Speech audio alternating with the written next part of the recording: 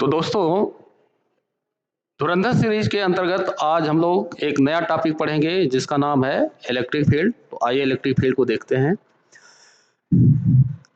Electric field, अगर मैं इसकी डेफिनेशन लिखने जाऊं तो it is the ratio of electrostatic force and positive test charge is called electric field. या हिंदी में बोलूं, किसी बिंदु पर किसी बिंदु आवेश द्वारा किसी बिंदु आवेश द्वारा वैद्युत क्षेत्र, उस बिंदु पर लगने वाला वैद्युत बल तथा पॉजिटिव टेस्ट चार्ज के अनुपात को इलेक्ट्रिक फील्ड कहते हैं। डेफिनेशन में लिखूंगा नहीं, सिंपल मैं लिखने जा रहा हूं। बिंदु आवेश के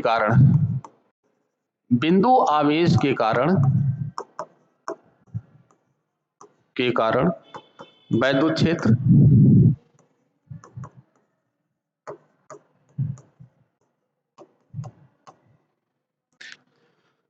सपोज करो ये प्लस क्यू चार्ज है, बिंदु आवेश है, इससे आर डिस्टेंस पे किसी पॉइंट पर पी पर मुझे क्या चाहिए, इलेक्ट्रिक फील्ड चाहिए। तो मुझे बिंदु पी पर इलेक्ट्रिक फील्ड वैद्युत क्षेत्र निकालने के लिए मैं क्या करूंगा, यहां पर एक टेस्ट चार्ज रखूंगा, यहां पर एक क्यू नॉट, इसे बोलते हैं पॉजिटिव टेस्ट चार्ज, हिंदी में बोलते हैं धन परीक्षण आवेश। हिंदी में बोलेंगे इसे धन परीक्षण आवेश। क्या बोलेंगे, धन परीक्षण आवेश। तो अगर मुझे बिंदु P पर वैद्युत क्षेत्र निकालना है तो मैं क्या लाऊंगा, बिंदु P पर एक छोटा सा धन परीक्षण आवेश लाऊंगा। फिर ये पता चलेगा कि ये पहले से चार्ज था प्लस क्यू, और इस धन परीक्षण आवेश के बीच में एक प्रतिकर्षण बल लगेगा, रिपल्सिव फोर्स लगेगा। वो कितना होगा, कूलम्ब्स लॉ से हमने पढ़ चुका है पहले। F is equal to small k capital Q into q naught divide by are square. According to definition, electric field जो होती है वो होती है limit q naught tends to 0 F divided by Q naught. इस लिमिट का कोई खास मतलब नहीं है, डायरेक्ट लिख सकते हो E बराबर F by Q naught. Simple F का वैल्यू रखो K capital Q small Q naught by are square divide by Q naught से क्यू नॉट कट गया, आएगा K Q by are square. Simple point आवेश के लिए, बिंदु आवेश के लिए इलेक्ट्रिक फील्ड किसी पॉइंट पे किसी बिंदु पर वैद्युत क्षेत्र की तीव्रता के क्यू बाई आर स्क्वायर होगी। अब सवाल है कि ये अभी जो मैंने निकाला ये क्या था, E इक्वल टू के क्यू बाई आर स्क्वायर। ये क्या है, परिमाण है। क्या है, परिमाण है। क्या है, परिमाण। मैग्नीट्यूड है। क्या है, मैग्नीट्यूड। क्योंकि ये वेक्टर क्वांटिटी है, सदिश राशि है। इलेक्ट्रिक फील्ड कैसी राशि है, सदिश, वेक्टर है। क्या है, वेक्टर। इलेक्ट्रिक फील्ड कैसी राशि है, सदिश है, अर्थात वेक्टर है, इसलिए इसके पास मैग्नीट्यूड के साथ डायरेक्शन भी होगा। तो मैं डायरेक्शन अभी देखूंगा। साथ ही साथ इसकी यूनिट क्या होगी, यूनिट देखो F बाई क्यू नॉट।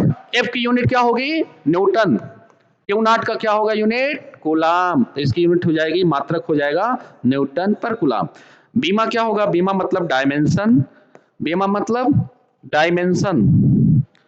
मैं इधर लिखता हूं थोड़ा, डायमेंशन।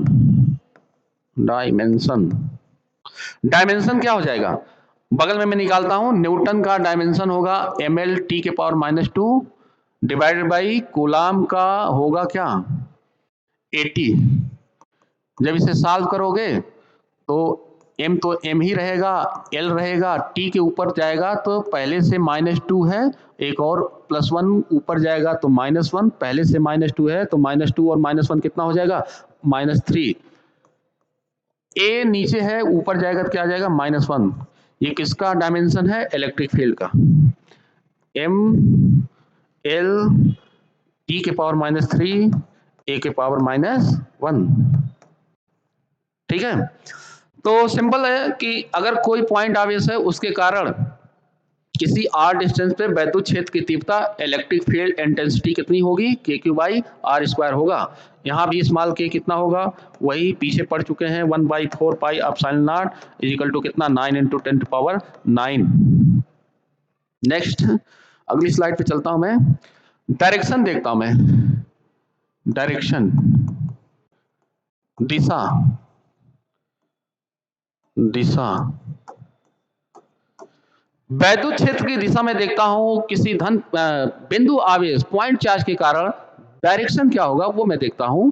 मान लेते हैं कि मेरे पास पॉइंट चार्ज प्लस क्यू है, इससे आर दूरी पे मुझे किसी पॉइंट पर फील्ड देखना है पी पर। तो देखो प्लस है तो इसकी दिशा अपने से दूर, अपने मतलब इस आवेश मतलब इस चार्ज क्यू चार्ज से दूर इधर होगी इलेक्ट्रिक फील्ड एट पी, और इसकी वैल्यू कितनी होगी, K Q by are square. Okay समझ में आया। अगर मैं माइनस क्यू चार्ज ले लूं तो आर दूरी पे किसी बिंदु पी पर इलेक्ट्रिक फील्ड कितनी होगी, अपनी ओर होगी, अपनी ओर कितनी होगी, K Q by are square. Magnitude में कोई फर्क नहीं पड़ेगा, दोनों में सेम होगा, लेकिन दिशा अगर प्लस क्यू चार्ज है तो जिस पॉइंट पे फील्ड देखोगे उस चार्ज से दूर, अगर माइनस चार्ज है, माइनस आवेश है, उस पर किसी पॉइंट पर देखोगे तो उस माइनस वाले की ओर। ये हो गया डायरेक्शन और पॉइंट चार्ज के लिए इलेक्ट्रिक फील्ड। नेक्स्ट आप चाहें तो इसे नोट कर सकते हैं और मैं आगे बढ़ता हूं। ग्राफ देख लेते हैं, ग्राफ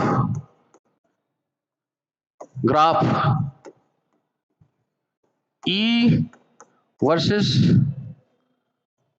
R, अर्थात अगर मैं देखूं इस डायरेक्शन में x एक्सिस में R है, डिस्टेंस है, इधर y डायरेक्शन में इलेक्ट्रिक फील्ड E को रखता हूं, तो मेरा ग्राफ कैसे बनेगा, रेक्टेंगल, सॉरी ये 1/r स्क्वायर, क्या होगा 1/r स्क्वायर इस फॉर्म का होगा। y equal to 1/x square का पैराबोलिक टाइप का है, ठीक है।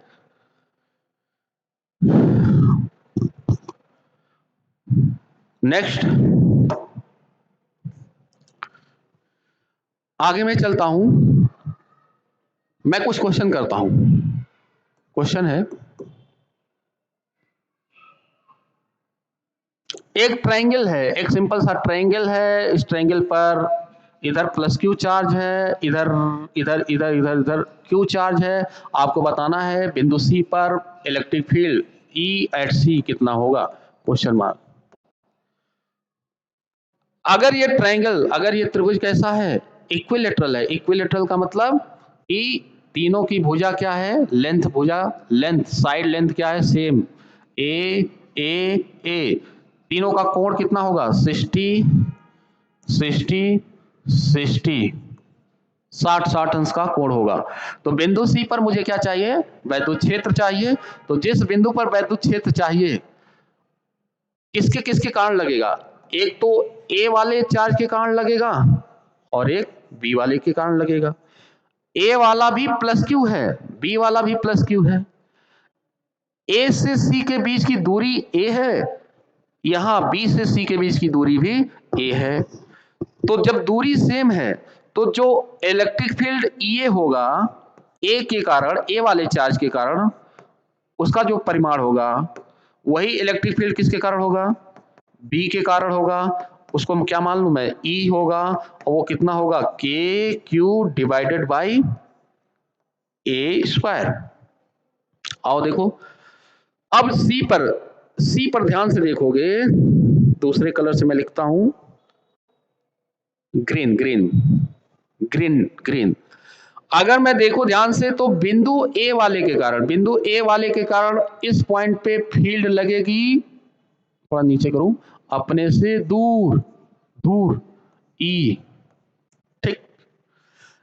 इसी तरह इस प्लस क्यू वाले के कारण भी इसको क्या लगेगी, अपने से दूर इधर, along the line joining between that point and charge point।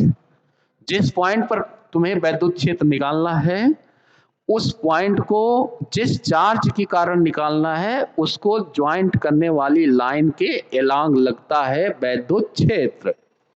तो ये भी हो गया ई। ये किसके कारण लगा था? बी के कारण लगा था। ए किसके कारण लगा है? ए के कारण लगा है। बस खत्म सवाल। मेरे पास बिंदु सी यहां पे मैंने बना लिया, एक इधर फील्ड लगी है, एक इधर लगी है, दोनों का परिमाण सेम है, बीच का कोण कितना होगा? अगर ये 60 है तो वर्टिकल अपोजिट ये कितना होगा? 60। जब दो वेक्टर 60 अंश के कोण पर लगे हों, कितने कोण पर? 60 अंश के। कितने? 60। तो इनका जो परिमाण होगा, रिजल्टेंट होगा, ई नेट जो होगा वो E√3 होगा। कितना होगा? E√3। अब E का मान कितना है? KQ divided by A²√3 answer. ये कहां से आया है? तो मैं एक बात हिंट कर देता हूं, 11th क्लास का इस टॉपिक है सदिश वेक्टर। जैसे कि नोट में मैं लिख देता हूं, सपोज करो दो वेक्टर हैं जिनका मैग्नीट्यूड सेम है ए। अगर ये 90 डिग्री पे लगे हैं तो इनका नेट कितना हो जाएगा? A√2। बात नंबर एक। बात नंबर एक। बात नंबर दो। बात नंबर दो, अगर दो वेक्टर, दो सदिश 60 अंश के कोण पे लगे हैं, कितने बेटा? 60। ए दो सदिश हैं 60 के लगे हैं, 60 अंश पे, इनका नेट हो जाएगा एक का परिमाण √3। ये कहां से आता है? रिजल्टेंट का फॉर्मूला होता है √A² + B² + 2AB cos theta से। ओके। जब इनको सॉल्व करोगे, ए और बी बराबर हैं, ए बराबर बी हैं, तो सॉल्व करने के बाद आता है 2A sin 2A cos, कितना आएगा? 2A cos θ/2 resultant. ओके, समझ में आया? नहीं आया? कोशिश करो, समझ में आएगा। ठीक है भाई, कोशिश करो, मैं तुम्हें समझूं तुम मुझे समझो। ठीक।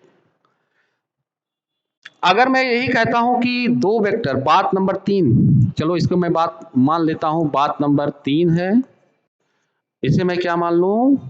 बोलो। बात नंबर 4। बात नंबर 4 में कुछ नहीं, सिंपल, एकदम सिंपल ये है कि अगर दो सदिश ए, एक सदिश है, इसको मैं थोड़ा यहां लिखता हूं, एक सदिश ए इस डायरेक्शन में है, एक सदिश ए इस डायरेक्शन में है, दोनों सदिशों का मैग्नीट्यूड सेम, लेकिन दोनों के बीच का कोण क्या है? 120 डिग्री भैया। तो इनका नेट कितना होगा? ए नेट जो होगा वो किसी एक सदिश के परिमाण के ही बराबर होगा। इसमें रख के देख सकते हो, 2A cos 120/2, cos 120/2 मतलब cos 60 का मान 1/2, 2 से 2 कटेगा A। ओके, ये आपका पुराना ज्ञान है, कक्षा 11th का, कक्षा 11 का ज्ञान है। अगर इसे नहीं पता है तो नोट कर लो, ये बहुत हेल्पफुल होगा इलेक्ट्रोस्टैटिक्स में। नेक्स्ट, अब इलेक्ट्रिक फील्ड मैंने देख लिया पॉइंट चार्ज के लिए, उसका कर्व भी देख लिया, वगैरह वगैरह देख लिया। अब मैं थोड़ा इलेक्ट्रिक फील्ड डिफरेंट लेमिना के लिए देखता हूं। पहला है, लिखता हूं मैं शॉर्ट में, electric field due to finite length of wire, एक निश्चित लंबाई के तार या रॉड, वायर भी लिख सकते हैं या रॉड, कुछ भी, एक निश्चित लंबाई के रॉड के कारण, एक निश्चित लंबाई, ये खपच छोटा सा लंबाई, जिसकी लंबाई मान लेते हैं क्या है, एल है। इसके कारण आर डिस्टेंस पे ध्यान रखना कि ये जो मैंने आर डिस्टेंस लिया है, सपोज करो ये एक्स और वाई क्या है, रॉड है, ये क्या है, रॉड, ठीक। एक्स वाई क्या है, हिंदी में भी लिख देता हूं, किसी रॉड के कारण वैद्युत, किसी रॉड के कारण, अबे भाई तू क्यों सरक रहा है यार, कारण वैद्युत क्षेत्र, देखो किसी निश्चित लंबाई के रॉड के कारण वैद्युत क्षेत्र। तो मैं क्या करूंगा, अब ये मत समझना कि ये मान लेते हैं ये पूरे रॉड की लंबाई कितनी है, एल, ये एक्स वाई रॉड था, मान लेते हैं ये पॉइंट एम है, तो एक्सियम वाई एम के बराबर नहीं है, यानी कि axiom does not equal to Y M, बराबर हो भी सकता है और नहीं, फिलहाल मैंने बराबर नहीं लिया है। अब देखो जिस पॉइंट पे मुझे निकालना है, इस पी पॉइंट पे तो रॉड के दो एंड होंगे, एक्स वाई जो रॉड है, एक्स वाई जो रॉड, उसमें दो एंड होगा, एक एंड है एक्स, एक एंड है वाई, दो सिरे होंगे रॉड के, दो सिरे, एक सिरा एक्स, एक सिरा वाई। देखो एक्स सिरे को उस पॉइंट से ज्वाइंट करो जिस पॉइंट पे वैद्युत क्षेत्र इलेक्ट्रिक फील्ड निकालनी है, करो करो, और ज्वाइन करते हैं, ज्वाइन कर लिए। अब परपेंडिकुलर डिस्टेंस वाली लाइन से जो ये ज्वाइंट है, एक्स पी जो लाइन है, उसे एंगल में देखो कितना एंगल बना रहा है, थीटा, ध्यान रखना है थीटा 1, ध्यान से ये देखना है कि ये जो एंगल लेंगे ये क्लॉकवाइज सेंस में लेंगे, किस सेंस में लेंगे, थीटा 1 है क्लॉकवाइज। अब रॉड का दूसरा जो सिरा होगा उसे पी से ज्वाइंट करने पर इस लंबवत दूरी से किस सेंस में जाएंगे हम, एंटी क्लॉकवाइज, एंटी क्लॉकवाइज, ऐसे, यहां पर ऐसे, इसे मैं मान लेता हूं थीटा 2। तो इस रॉड के कारण यहां पे दो फील्ड आएगी, एक फील्ड आएगी इस रॉड के पैरेलल, अब मान लेते हैं रॉड है तो इस पर चार्ज क्या है, मान लेता हूं कि plus plus plus plus plus plus, suppose करो इस रॉड को मैंने चार्ज दिया था क्यों, क्योंकि रॉड एक समान लंबाई का है, एक समान मोटाई का है, इसलिए इस पर जो चार्ज डिस्ट्रीब्यूशन होगा वो होगा लेमडा। अब लेमडा क्या है बताता हूं, यहां पे लेमडा है linear charge density, linear charge density, रेखीय आवेश घनत्व, कौन सा आवेश घनत्व, रेखीय आवेश घनत्व, ओके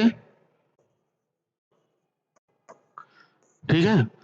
इस लेमडा का जो मान होगा ना वो होगा Q अपान L, यूनिट क्या होगा इसका, कूलाम पर मीटर, डायमेंशन क्या होगा, L के पावर -1 TA, ओके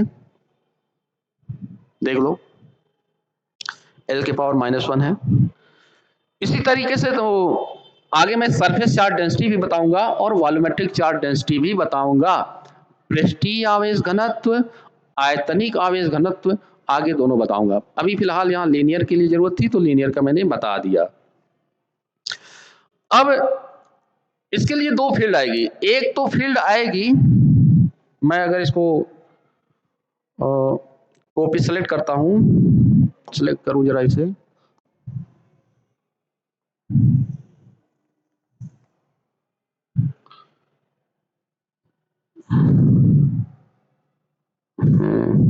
एक मिनट एक मिनट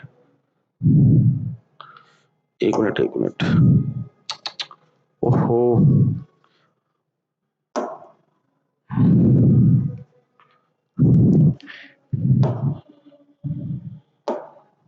चला गया यार, फिर से लिखता हूं, सपोज करो इस पर चार्ज कितना है, plus plus plus plus plus, इसकी चार्ज डेंसिटी कितना, लेमडा, इस रॉड का लेंथ कितना था, एक्स वाई लेंथ था, ये परपेंडिकुलर डिस्टेंस आर थी, ये वाला इंड रॉड को उस पॉइंट से ज्वाइन करो जिस पॉइंट पे तुम्हें इलेक्ट्रिक फील्ड चाहिए, रॉड के इस सिरे को उस पॉइंट से ज्वाइन करो जहां पे मुझे इलेक्ट्रिक फील्ड चाहिए, इस सिरे को ज्वाइन खोजते हुए क्लॉकवाइज सेंस में चलो तो ये कोण बनेगा θ1, इस वाले लाइन को ढूंढो परपेंडिकुलर से तो एंटी क्लॉकवाइज सेंस बनेगा, एंटी क्लॉकवाइज यहां पे एंगल बनेगा θ2। मेरे पास यहां दो फील्ड होगी, ऐसा रॉड है, एक फील्ड बनेगी रॉड के पैरेलल, रॉड के, ये मेरा रॉड है, रॉड, एक फील्ड मिलेगी रॉड के पैरेलल, ऐसे ऐसे रॉड के पैरेलल, एक मिलेगी रॉड के परपेंडिकुलर, दो फील्ड मिलेगी, एक रॉड के पैरेलल और एक रॉड के परपेंडिकुलर। तो मैं यहाँ पे दो फील्ड लिखता हूं, एक रॉड के पैरेलल और एक रॉड के परपेंडिकुलर। पहले परपेंडिकुलर वाला लिखता हूं, तो इसका जो फॉर्मूला होता है, डेरिवेशन करने जाओगे लंबा है, k lambda by are sine θ1 plus sine θ2 इतना होगा, ठीक। क्योंकि ये प्लस चार्ज है तो इसकी डायरेक्शन क्या होगी परपेंडिकुलर वाले की, इस पॉइंट पे ई परपेंडिकुलर की डायरेक्शन होगी इधर, ई परपेंडिकुलर।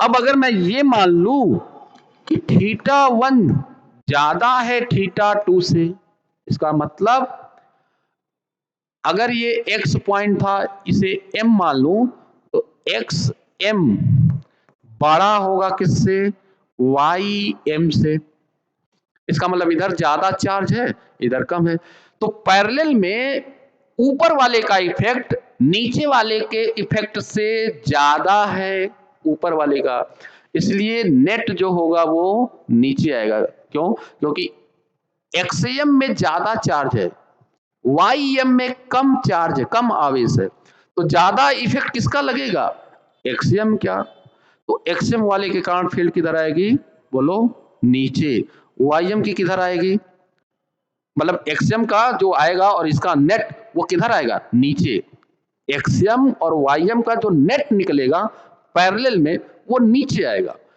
तो ऐसा अगर है तो मैं मानूंगा E parallel is equal to, formula में सेम होगा बस थोड़ा अंतर है, k lambda by are cos θ1 minus cos θ2, इसे मैं माड में रख देता हूं ताकि कोई समस्या ना हो।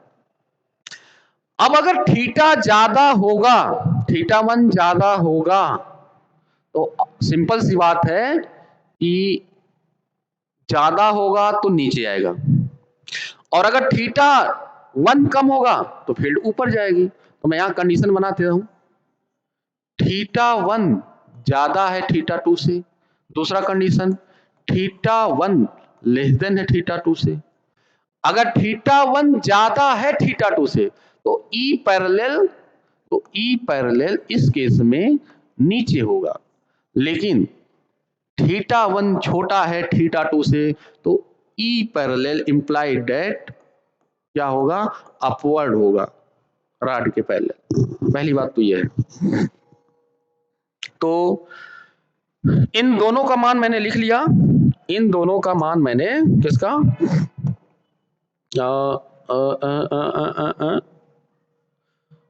इन दोनों का मैंने मान लिख लिया, पैरेलल वाली और परपेंडिकुलर वाली।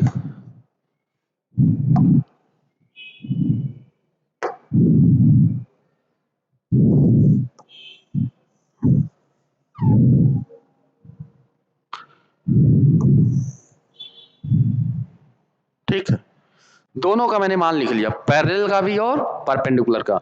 आप इनको याद रखेंगे।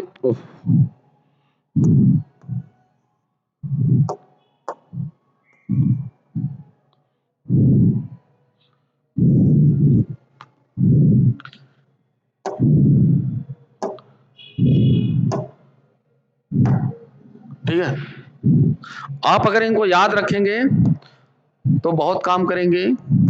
ये दोनों बहुत काम के हैं फॉर्मूले।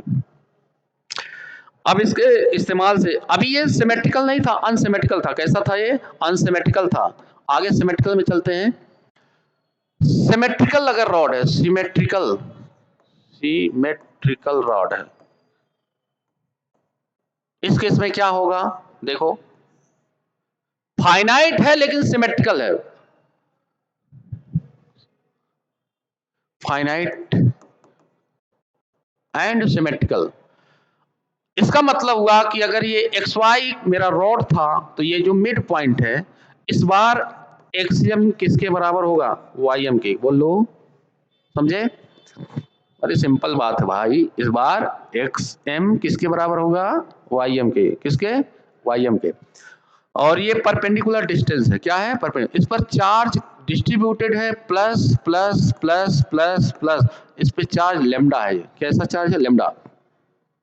इस पॉइंट पी पर मुझे इस बार फील्ड चाहिए, तो इसे ज्वाइन करो, इस एंड को ज्वाइन करो। इस बार जो एंगल बनेगा वो सेम बनेगा, ये भी थीटा, ये भी थीटा। इट मीन्स कि थीटा 1 इज इक्वल टू क्या हो गया? थीटा 2 इज इक्वल टू क्या मालूम है? थीटा। Theta theta. इस केस में मेरे पास ई परपेंडिकुलर क्या होगा?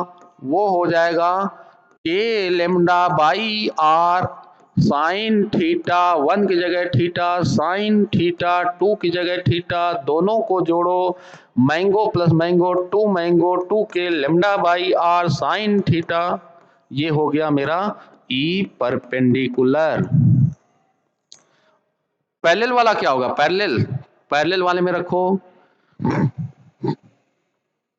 ई पैरेलल को formula K lambda by R cos theta 1 की जगह थीटा माइनस कॉस थीटा 2 की जगह थीटा, कट जाएगा, फाइनली क्या आ गया? 0। इट मीन्स अगर रॉड सिमेट्रिकल है, कैसा रॉड है? सिमेट्रिकल है। कैसा रॉड है? सिमेट्रिकल रॉड है अगर, तो पैरेलल में कोई फील्ड नहीं लगेगी। पैरेलल में कोई फील्ड नहीं लगेगी। पैरेलल में कोई फील्ड नहीं लगेगी। रॉड सिमेट्रिकल का मतलब क्या हुआ? कि जितना मिड पॉइंट से लेंथ ऊपर, उतना ही लेंथ नीचे। यानी एक रॉड के दो हिस्से हों, परपेंडिकुलर जो लाइन होगी वो रॉड के मिड पॉइंट से होगी। कहां से होगी? मिड पॉइंट से होगी। नेक्स्ट, इसमें स्पेशल केस देखता हूं मैं। अगला, इफ सेमी इनफाइनाइट रॉड हो जाए, सेमी इनफाइनाइट रॉड, रॉड की लेंथ कैसी हो जाए? सेमी इनफाइनाइट का मतलब ऐसा समझ ले कि अगर मैं, ये पेन है, पेन जिस पे बोर्ड पे चला रहा हूं, अगर मैं दूर से देख रहा हूं तो इस रॉड का मैंने दोनों सिरा देख लिया, ऊपर वाला और नीचे वाला, टिप को भी देखा और टॉप को भी देखा। लेकिन अगर जब मैं पास ला रहा हूं, पास पास पास पास, तो नीचे वाला तो देख पा रहा हूं लेकिन ऊपर वाला देख नहीं पा रहा हूं। इस केस में एक सिरा मैं देख पा रहा हूं, दूसरा नहीं देख पा रहा हूं, इसलिए ये क्या कहलाएगा? सेमी इनफाइनाइट, अर्ध अनंत।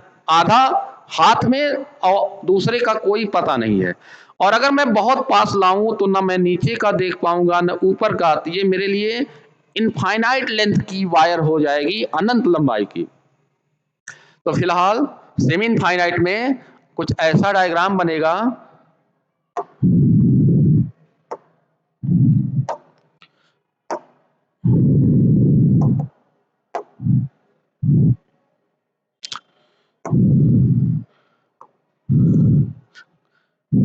कुछ ऐसा डायग्राम बनेगा, ऐसा। ओके, इस बार इस पर चार्ज कैसा है? Plus plus plus plus plus plus. और इधर क्या मान लो, इधर ऐसा इनफाइनाइट लेंथ है। ओके, इस बार ये जो एंगल बन रहा है, ऊपर वाला जो एंगल बन रहा है थीटा 1, वो कितना हो गया? 90। जो नीचे वाला एंगल था वो थीटा 2 कितना हो गया? 0। पॉइंट पी पर इलेक्ट्रिक फील्ड 2 ई परपेंडिकुलर कितना हो गया? K lambda by are sine 0, theta 1 0, theta 2 कितना? 90 डिग्री। साइन 0 का वैल्यू 0, साइन 90 का 1। सॉल्व करोगे तो ई परपेंडिकुलर कितना आएगा? के लेमडा बाई आर, ठीक है। और किस दिशा में होगा? रॉड के परपेंडिकुलर इस डायरेक्शन में होगा। अब सवाल है कि ई पैरेलल कितना होगा? ई पैरेलल का फॉर्मूला क्या है? इसका फॉर्मूला है K lambda by are cos theta 1 हो गया आपका थीटा 1, अगर इसे 90 माना मैंने, चलो किसी को भी मान लो, 0 हो गया, cos थीटा 2 कितना हो गया? 90 हो गया, cos 90 की वैल्यू 0, cos 0 की वैल्यू 1, कितना गया? K lambda by are. सवाल है कि डायरेक्शन क्या होगा? सिंपल सी बात है कि सारा आवेश चार्ज ऊपर है, इसका नेट इफेक्ट पैरेलल में नीचे होगा, तो जो ई पैरेलल आएगा वो नीचे आएगा, और दोनों इस बार बराबर होगा के लेमडा बाई आर। अब मैं अगर यहाँ पे बात करूं, थोड़ा इसे कंप्रेस करूं, तो इस पॉइंट पे दो फील्ड आएगी, एक परपेंडिकुलर, एक पैरेलल। रॉड के परपेंडिकुलर इस डायरेक्शन में, रॉड के पैरेलल नीचे, इसका नेट कितना होगा? E net is equal to, मैंने अभी बताया कि अगर दोनों वेक्टर इक्वल हैं, इक्वल, उनका और कितने कोण पे लगे? 90, परिणाम क्या होगा? नेट क्या होगा? रिजल्टेंट क्या होगा? e√2, कितना? e√2। ई की वैल्यू कितनी? के लेमडा बाई r√2। ओके, ये तो सेमी इनफाइनाइट का था। नेक्स्ट देखता हूं, इनफाइनाइट लेंथ का रॉड। इस बार रॉड कितने लेंथ का है? इन्फिनिटिव लेंथ का, अनंत लंबाई का कोई रॉड है, अनंत। अब अनंत का मतलब है कि रावण की सीढ़ी नहीं कि यहां से शुरू किए और आकाश तक गए। अनंत लंबाई का मतलब है एक छोटी वस्तु भी अनंत हो सकती है अगर इससे लंबवत दूरी बहुत छोटी है। लंबवत दूरी मतलब इतना, आंख के बराबर आके, तो मैं इसको देख नहीं पाऊंगा। ठीक वही बात यहां भी है। क्या? अगर इनफाइनाइट लेंथ का वायर है, कितने लेंथ का वायर है? इनफाइनाइट। कितने लेंथ का है वायर? इनफाइनाइट।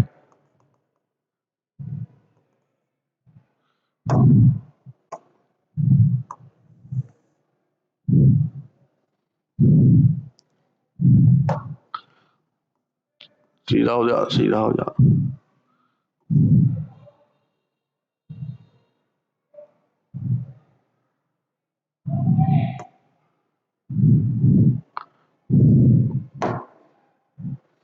चलो छोड़ो, ज्यादा इसमें टिकड़ नहीं करेंगे।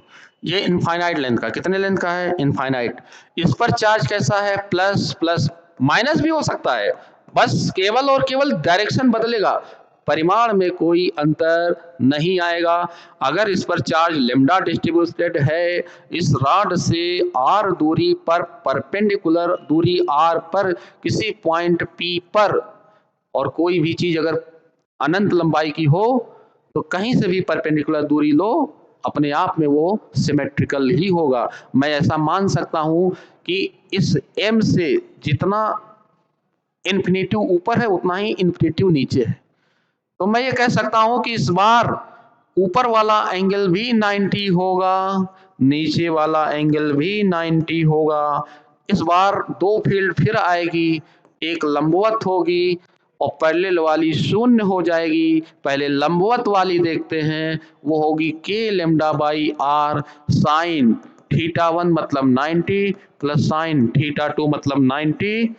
ओके, इसको सॉल्व करो, साइन 90 के वैल्यू 1, साइन 90 का value 1, 1 plus 1 2, 2 K lambda by are. Okay, E parallel वाला देखो, ई पैरेलल वाला क्या होगा? ई पैरेलल, जाहिर सी बात है जब एंगल ही बराबर हो गया, थीटा 1 भी 90 थीटा 2 भी 90, तो पैरेलल वाला क्या आ जाएगा? शून्य। ई पैरेलल शून्य, E perpendicular 2 K lambda by are. Okay, तो मैंने क्या क्या देखा? मैंने फाइनाइट लेंथ का देखा, परपेंडिकुलर आया K lambda by are sine theta 1 plus sine theta 2। मैंने फाइनाइट और सिमेट्रिकल देखा, तो उसमें केवल और केवल परपेंडिकुलर आया, कितना आया? K lambda by are sine theta plus sine theta, यानी 2 K lambda by are sine theta. Parallel वाले जीरो क्यों हो गए? क्योंकि थीटा 1 थीटा 2 दोनों बराबर हो गए। cos theta minus cos theta क्या हो गया? जीरो हो गया। cos theta minus cos theta क्या हो गया? जीरो हो गया। दूसरी चीज, अगर मैंने सेमी इनफाइनाइट लिया, कैसा लिया rod? Semi infinite. Semi infinite rod पे क्या है? लैम्डा चार्ज डिस्ट्रीब्यूटेड है। कैसा चार्ज डिस्ट्रीब्यूटेड है? लैम्डा चार्ज डिस्ट्रीब्यूटेड है।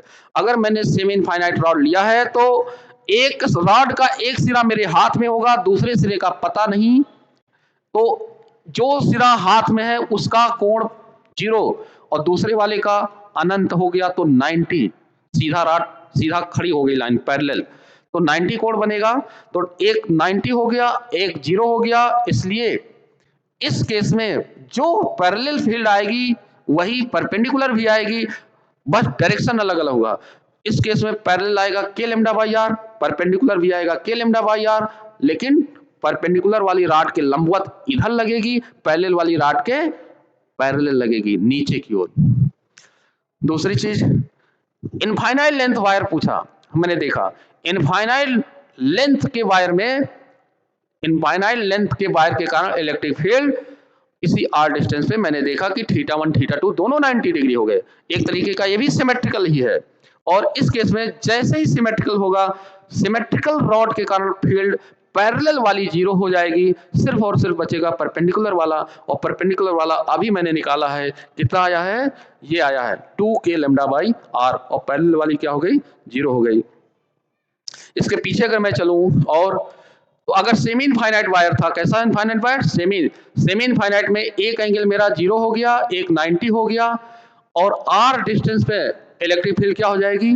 परपेंडिकुलर वाली हो जाएगी K lambda by are, parallel वाली हो जाएगी K lambda by R, E net हो जाएगा ई रूट 2 के लैम्डा बाई आर रूट 2। और पीछे अगर चलें, मैंने क्या पढ़ाया? अगर मेरे पास फाइनाइट एंड सिमेट्रिकल रॉड है, फाइनाइट लेंथ का सिमेट्रिकल रॉड है, उस केस में अगर लैम्डा चार्ज डिस्ट्रीब्यूटेड है, थीटा 1 थीटा 2 दोनों थीटा होगा, ई पैरेलल वाला cos theta minus cos theta 0 हो जाएगा, ई परपेंडिकुलर वाला हो जाएगा 2k lambda by are sine theta. और पीछे अगर चलो तो मैंने ये बताया आपको कि एक वायर है फाइनाइट लेंथ का, लेकिन सिमेट्रिकल नहीं है, थीटा 1 अलग है, थीटा 2 अलग है। ध्यान रहे, ऊपर वाला जो एंगल बन रहा है वो क्लॉकवाइज सेंस में, नीचे वाला जो बन रहा है एंटी क्लॉकवाइज सेंस में। तो इस केस में E perpendicular K lambda by are sine theta 1 plus sine theta 2, E parallel वाला K lambda by R cos theta 1 minus cos theta 2। Okay, अब नेक्स्ट है, next electric field due to ring on the axis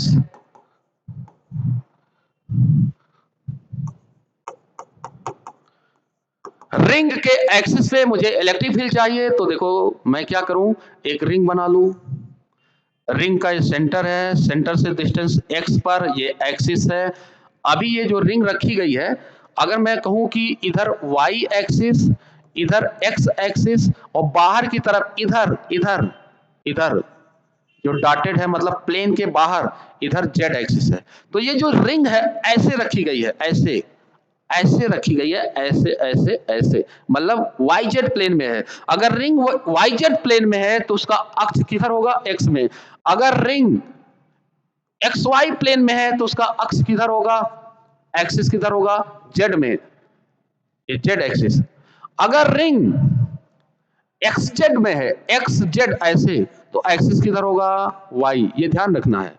तो axis देख करके मैं बता दूंगा कि रिंग किस प्लेन में है, और रिंग किस प्लेन में है ये देख करके बता दूंगा कि एक्सिस किधर है रिंग का। तो फिलहाल अगर मैंने इसको चार्ज दिया Q, क्योंकि रिंग है, वही रिंग सेरेमनी में जो रिंग पहनते हैं अंगूठी, वो भी क्या है, अगर उसको काट के फैलाओगे तो एक रॉड होगा स्ट्रेट। जैसे महिलाएं देखोगे रबड़ पहनती है, रबड़ बालों में, अगर उस रबड़ को काट दो तो एक धागा बनेगा, धागा, वो क्या होगा? एक रॉड की तरह, एक लाइन की तरह होगा। तो लाइन पर जो चार्ज डिस्ट्रीब्यूशन होता है वो लैम्डा होता है, रेखीय होता है। तो अगर इस पे चार्ज डिस्ट्रीब्यूशन देखेंगे तो plus plus plus plus plus plus plus plus, ring का रेडियस r, इसके कारण इस अक्ष पर फील्ड की डायरेक्शन इस दिशा में होगी। इधर इसको मैं हटाता हूं, इसका कोई आवश्यकता नहीं है, कोई जरूरत नहीं इसका, मैंने समझाने के लिए बता दिया आपको। एक्सिस में जो इलेक्ट्रिक फील्ड होगी ई एट पी, वो होगा K Q X divided by R. R मतलब रिंग, ये रिंग है भाई, रिंग है रिंग। रिंग की त्रिज्या radius, radius R, R square plus X square के पावर 3/2। ओके, अगर मैं अभी कितना दूर हूं सेंटर से, सेंटर से मैं x दूरी पर हूं। अगर मैं x को 0 कर दूं, if x is equal to 0, तो मैं कहां चला जाऊंगा, electric field at center. Center का मतलब हो गया x 0 करोगे तो 0। वैसे भी देख लो कि अगर कोई पॉजिटिव चार्ज बाहर बाहर है, अंदर चार्ज नहीं है, तो सेंटर पे ई सेंटर फील्ड 0 होगी, अंदर हर जगह फील्ड क्या हो जाएगी, 0। ऐसे भी समझ सकते हो, ठीक है। सरफेस पे क्या होगी, इसके सरफेस पे एक्स की जगह मैं क्या रख दूंगा, आर। देखता हूं मैं, यदि इफ एक्स बराबर क्या मैं रख दूं, ठीक है।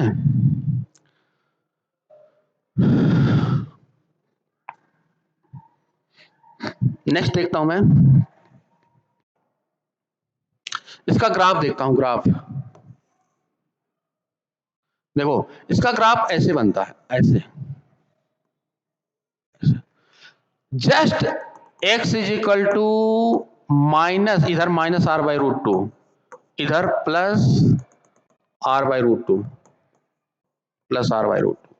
इधर कौन सा एक्सिस है, मान लेते हैं ये एक्स मान लिया मैंने। इधर मैंने क्या मान लिया, इलेक्ट्रिक फील्ड मान लिया। क्या मान लिया, इलेक्ट्रिक फील्ड, वैद्युत क्षेत्र। तो आर बाई रूट टू पे ई मैक्सिमम मिलेगा। क्या मिलेगा यहाँ पे, मैक्सिमम इलेक्ट्रिक फील्ड। यहाँ भी क्या मिलेगा, minus are by root two पे मैक्सिमम मिलेगा, ठीक है। सेंटर पे इलेक्ट्रिक फील्ड क्या होगी, ई सेंटर पे 0 होगी। बाहर कैसा होगा, E will behave as a 1/r², point charge की तरह। कैसा, पॉइंट चार्ज की तरह, ऐसा कर लो।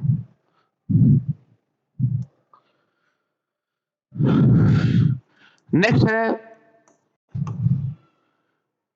इलेक्ट्रिक फील्ड, वैद्युत क्षेत्र due to disc. Electric field due to disc. Disc का मतलब होता है, डिस्क का शेप आप पहले समझो। घर में जो रोटी खाते हैं वो डिस्क है, 10 रुपए का या 1 रुपए का जो क्वाइन है वो डिस्क है, ठीक है। रिंग क्या है, जो अंगूठी पहनते हो अंगुलियों में, वो रिंग है। महिलाएं अपने नाक में एक पहनती हैं, वो रिंग है। रिंग में मटेरियल किनारे किनारे होगा और डिस्क में मटेरियल हर जगह होगा। तो डिस्क का मतलब होता है चकती, वैद्युत क्षेत्र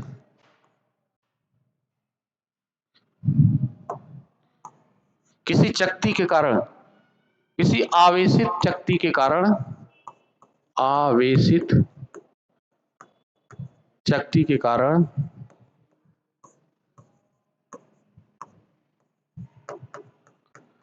वैद्युत क्षेत्र।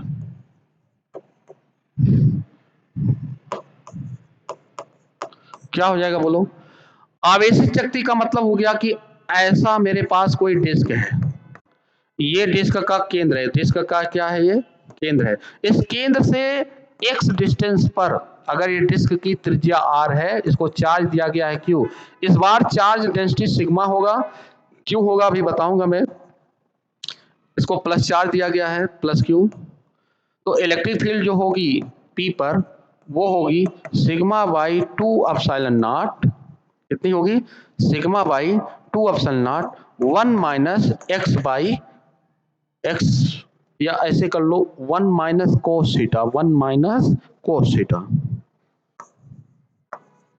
कोस थीटा हो जाएगा X by under root R square plus X square. ये यूज कर सकते हैं आप यहाँ। यहाँ पे ये होगी फील्ड, ये डिस्क के लिए। नेक्स्ट एक और इलेक्ट्रिक फील्ड मुझे पहले ही बता देना चाहिए था, सर्कुलर आर्क के लिए electric field due to circular arc. कौन से आर्क? सर्कुलर। ऐसे समझ लो ये मेरा कोई सर्कुलर आर्क है, प्लस प्लस चार्ज इस पे डिस्ट्रीब्यूटेड है। कैसा चार्ज है? कैसा? प्लस प्लस लेमडा होगा इस पे। क्यों? क्योंकि आर्क, महिलाएं या लड़कियां जो रबर बैंड यूज करती हैं इसी शेप का होता है, ऐसे rubber band, hair band, sorry rubber band कह रहे हैं, हेयर बैंड, हेयर में, बालों में जो हेयर बैंड यूज करती हैं उसको फैलाओ तो लीनियर होगा, सीधा होगा, और सीधा है तो उस पर कैसा चार्ज होगा? लेमडा होगा। और इसको थोड़ा सा मैं इसको सही से बनाऊं, सही शेप में, शेप शेप शेप शेप, तो ऐसा होगा कोई ऐसा, ठीक है। ये हो गया मेरा ओ पॉइंट, ये हो गई त्रिज्या आर सर्कुलर आर की, ये हो गया मेरा एक्सिस। ये टोटल बन रहा है, जो एंगल बन रहा है वो मान लेते हैं थीटा बन रहा है। कितना बन रहा है? थीटा। तो जो इलेक्ट्रिक फील्ड होगी ई, वो होगी 2k lambda by are sine theta by 2। कितनी होगी? 2k lambda by are sine theta by 2। और इलेक्ट्रिक फील्ड की डायरेक्शन होगी प्लस है तो नीचे, मिड, एकदम बीचों बीच नीचे ई। कहां पे? ओ पे। ओके। नेक्स्ट, इफ थीटा अगर मैं 90 कर दूं, मतलब कैसा बनेगा? क्वार्टर सर्कल ऐसा, इस पे plus plus plus plus plus plus charge, O पर फील्ड चाहिए मुझे। इस बार रेडियस आर है, इस बार ऐसे फील्ड मिलेगी, इस डायरेक्शन में मिलेगी। E इज इक्वल टू, इस बार क्या होगा formula? 2k lambda by are sine theta की जगह क्या रखेंगे? 90 बाई 2। इसे सॉल्व करेंगे तो आंसर मेरा आ गया √2k lambda by R. Solve करो, साइन 90 बाई 2 कितना हो गया? साइन 45। साइन 45 की वैल्यू 1/√2, और ये कट जाएगा 1/√2, √2 से 2, तो √2 के लैम्डा बाई आर। नेक्स्ट, अभी मत हटाना। नेक्स्ट, अगर मैं ये कहूं कि if theta is equal to, मैं कर दूं 90 डिग्री, कितना डिग्री? सॉरी 90 हो गया। थीटा इज इक्वल टू मैं कर दूं 180 डिग्री, कितना? 180। इसका मतलब सेमी सर्कल की बात कर रहा है। किसकी? Semi circle. Semi circle. इस केस में ऐसा कुछ होगा, ऐसा ओ आर, इस पे plus plus plus plus plus plus plus plus plus plus plus lambda, और इस पे E O is equal to हो जाएगा 2k lambda by are sine 180 by 2, mean sine 90 हो जाएगा, इस पूरे का वैल्यू 1 होगा, और ये आंसर आएगा 2k lambda by are. Okay. Next, आज का अंतिम, if theta is equal to 360 degree means complete circle, ऐसा radius r, plus plus plus plus plus plus plus plus plus plus plus lambda.